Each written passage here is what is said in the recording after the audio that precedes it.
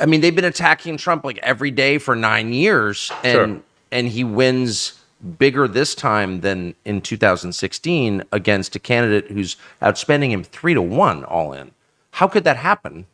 No, it's remarkable. In fact, it's not just that the Kamala machine, puppet machine campaign is outspending. It's not the Dems are massively outspending the Republicans in the swing states, including any contribution that I make. But you also have the sort of legacy mainstream media, which is overwhelmingly in favor of Kamala. They might as well be an extension of the DNC. Well, they are. Yeah.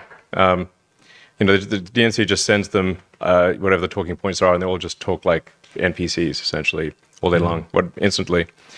And then you've also got, God knows how many celebrity endorsements. I mean, it's like sort of running out of there's anyway, call it 80%, 90% of celebrity endorsements on the Dem side. So you basically you have what appears to be a deck that is very much stacked in favor of the Dem. Like you said, how can a Republican win at all? Yeah. Now, I mean, one of the things that we did do to kind of even the odds was we massively improved the Republican ground game, My America PAC, massively improved the Republican ground game in the swing states. So the Democrats not only have the best ground game, just in terms of knocking on doors, talking to people, sounds simple, just having a good sort of word of mouth virality campaign, having good messaging that appeals to people's specific interests. And then making sure people get to the polls. Just make sure that people have transport. The Democrats are normally extremely good with getting making it convenient. Because for a lot of people, if they'll vote, it's just maybe they don't have a ride. You know? So we just made sure everyone had a ride. We made sure that we paid particular attention to the Amish community in Pennsylvania. That's amazing. Which is why had anyone ever gotten the Amish out to vote before? Not in significant numbers. But the Democrats did make a mistake because there was government overreach and with some of the Amish farmers. Yes. They're just, for them, there's no such thing as like organic farming or not organic. They're farmers. They've been farming the same way for a long time, and there was some, just government overreach that shut down some Amish farmers, which really, made them pretty upset. You just need to be able to channel that, the fact that they're upset, and there's a thing you can do about it, which is called voting, and we're happy to, transport you to. They're allowed to ride in vans, as long as they're not driving the van. So we're just making sure we bring them to the polls and they vote how they want to vote, which is going to be like 99.9%. Actually, call it 100. Call it 100. At least. 100. So these are raw milk producers. Yeah. So you endorsed Trump within minutes of him being shot. I mean, how many? I mean, it was literally minutes, I think, as I remember. Yeah. And then you just went more all in than I've ever seen anybody ever go. Yeah. What was did you ever doubt, or did you just decide to go all in and you just did it? I mean, my philosophy is you play to win. You don't play by half measure. So, I was with the team every day, 7 days a week, just working the early votes in Pennsylvania and other swing states. First registrations. First, if people don't register, they can't vote. So the initial focus was just maximizing registrations. And then once the registration deadline was over, just getting the early votes.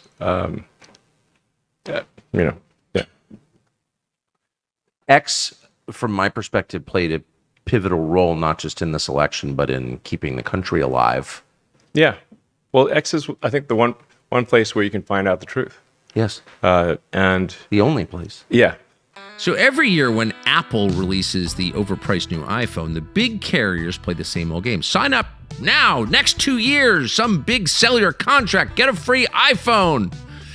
Well, what do you give up in return? A lot. Don't fall for it this time. Choose Pure Talk. With Pure Talk, you get great savings on the new iPhone 16, and you still get an affordable data plan that fits your needs on America's most dependable 5G network. Stop falling into the same trap and paying for unlimited data that you're probably not going to use. Pay for what you use.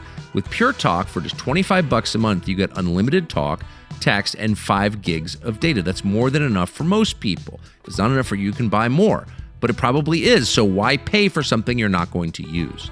With Pure Talk, you don't have to. It's proudly veteran-led, and its entire customer service team is right here in the United States, the country that you live in, so everyone can understand each other pretty well, and they're responsive. No contract, no cancellation fees, 30-day money-back guarantee. Pure Talk is easy to switch to. The average family saves almost $1,000 a year when they switch. Try it. Go to puretalk.com/Tucker, and you'll save an additional 50% off your very first month.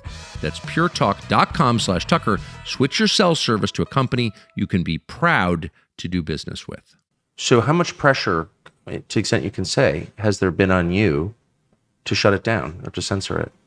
Well, I mean, apart from the multiple Democrats saying that I should go, they want to put me in jail, take away all government contracts from my companies, nationalize my companies, deport me as an illegal, and have me arrested because I'm apparently Putin's best friend. Nothing besides those things. So you saw what Rachel Maddow sort of casually, who's the single most popular media figure on the left. Yeah. For the record, say just sort of casually, well, Elon Musk will obviously need to be separated from his companies. You know, he can't be a government, he can't hold government contracts going forward. Like, how do you respond to that? Yeah, Rachel Maddow is a crazy person. You know, she's just a frothing at the mouth, crazy fascist, basically. Dressed as sort of pretending to be a liberal, but she's just really like I can't imagine if she was in charge, actually in a position of political power, what a nightmare that would be. Well, many would die. Yes. So do you expect the pressure will lessen now that Trump?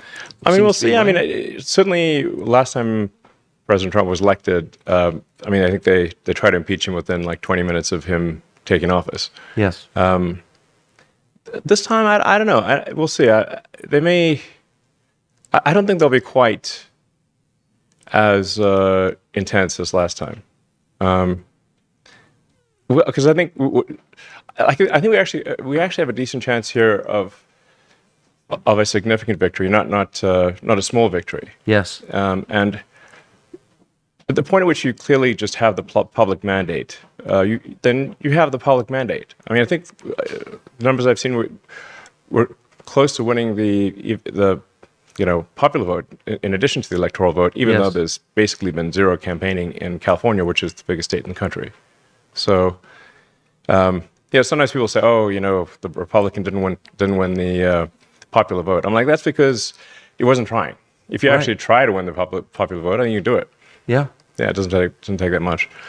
I think it made a big difference that President Trump and soon-to-be Vice President Vance went on lengthy podcasts. Yes. I think this makes this really makes a difference because people look at like Joe Rogan's podcast, which is great, and Lex Friedman's and the All In podcast, and to a reasonable-minded, smart person who's not like hardcore one way or the other, they just listen to someone talk for a few hours, and they that's how they decide whether you're a good person, whether they like you, and especially like Rogan's podcast, 3 hours long. I mean, you could. This is why I actually posted on X the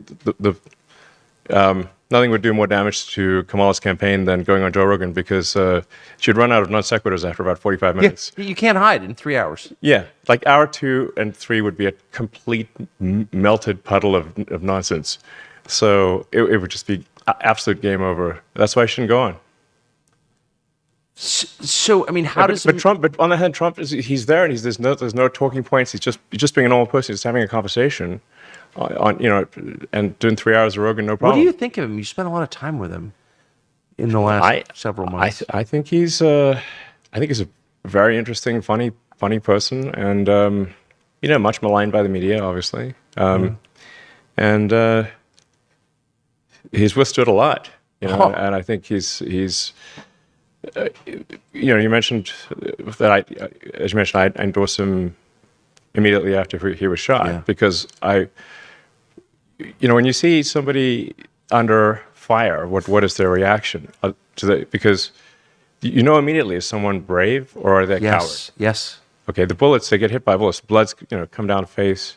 There could have been a second shooter, and yet he's going fight. That's true courage. Yes. Can't fake it. Impossible. And America is the home of the free and land of the brave. So that's who we want as president. It was we want a strong, brave person as president. Amen. And he is that. How are you going to be involved? Well, I've said I'd be happy to help improve the government efficiency. Obviously, Department of Government Efficiency, which I think is sorely needed. We've got a gigantic government bureaucracy. We've got overregulation. You've got agencies that have overlapping responsibilities. There's something like 450 federal government agencies. Almost 2 per year that company since America was founded. So I mean, we're just creating new agencies all the time, and it's getting to the point where basically everything's illegal. You just can't get anything done. I've noticed. And this translates to these become real costs to people. They're hidden costs, but they're very substantial. It's very hard to build new housing if you're burdened with massive requirements that don't make any sense. It drives up the housing cost. It slows down new housing starts. So we need to let the builders of America build. Amen. Yeah. So you're not going to the gulag, it turns out. Well, not immediately. I mean, maybe in 5 years, I don't know. They might be probably pretty grumpy about this one. But I think I got at least several years before I go to the gulag. Well, congratulations. I've never seen anything like this in my life. Exciting times. Amazing. And here's to a fantastic future. Thanks for watching our YouTube channel. We hope you'll subscribe to it. And by the way, you can hit the little bell on there and get notifications every time we produce a video. We hope you'll do that also.